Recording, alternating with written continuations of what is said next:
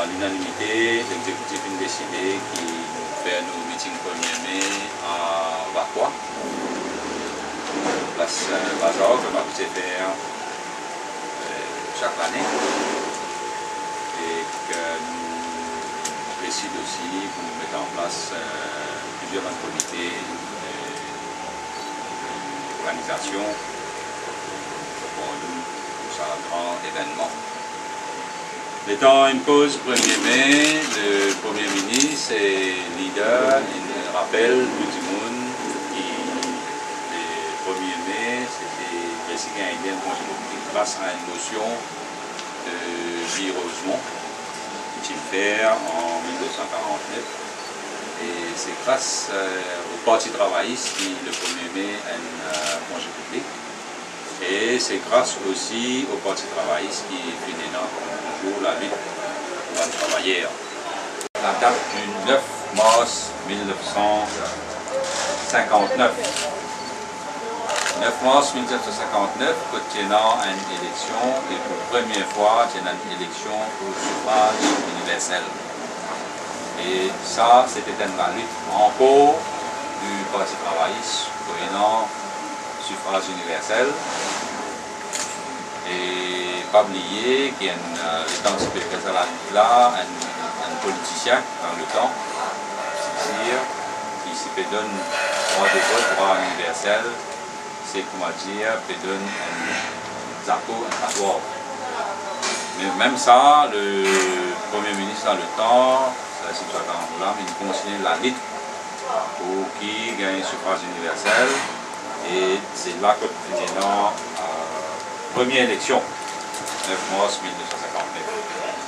Il est important qu'il nous rappelle que tout le temps, le Parti travailliste a lutté pour les travailleurs. Et aujourd'hui, nous trouvons que c'est toujours le Parti travailliste qui peut continuer à lutter. C'est le Parti travailliste qui est le parti rassembleur.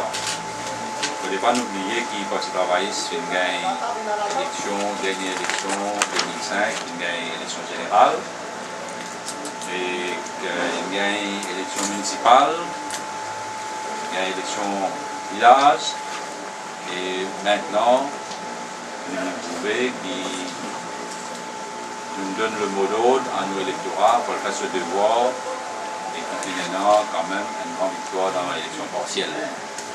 Alors ça montre que c'est le Parti travailliste qui est le parti rassembleur de Maurice. Et le Premier ministre il fait ressortir, comme on le disait tout le temps, l'alliance pas une priorité. Élection pour ne tenir lieu quand les vient tenir lieu l'année prochaine. Et que la priorité du moment, c'est l'économie. Alors c'était ça que le leader aussi il rappelle tous l'exécutif par un grand moment du Parti travailliste, par une grande lutte qui celle-ci nous a amené et qui nous donne l'assurance qui dit comment le Premier ministre et comment le leader du parti nous faut continuer dans la lutte des classes, nous faut continuer dans la justice et nous faut continuer à payer dans la méritocratie dans le pays. Mais le plus important, il commence par ça, c'est la date du 9 mars.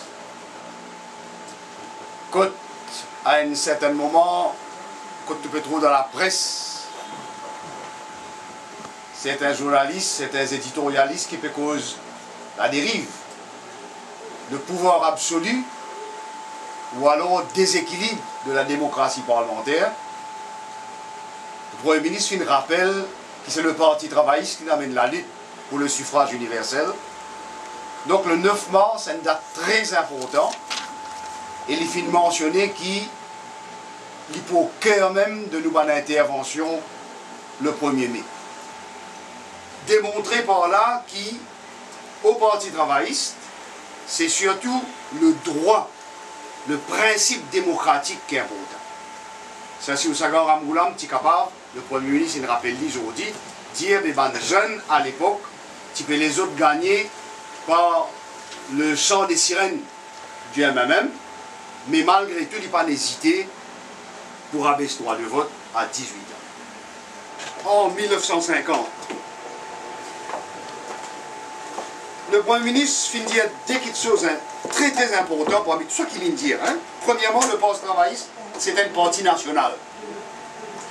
Et il donne l'exemple que le Parti travailliste, il gagne les élections générales, il gagne les élections municipales, il gagne les élections villageoises.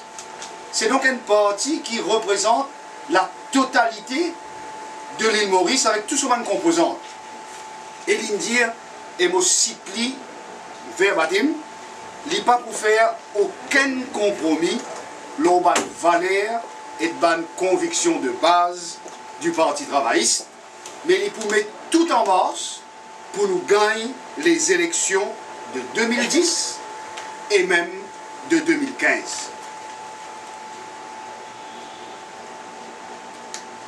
Le Premier ministre fait une analyse, un commentaire. Le commentaire qu'il fait, contre les périodes, une majorité de 3/4. Il dit immédiatement après, il cite l'Express, nommément, quand l'éditorialiste fin cause le pouvoir absolu.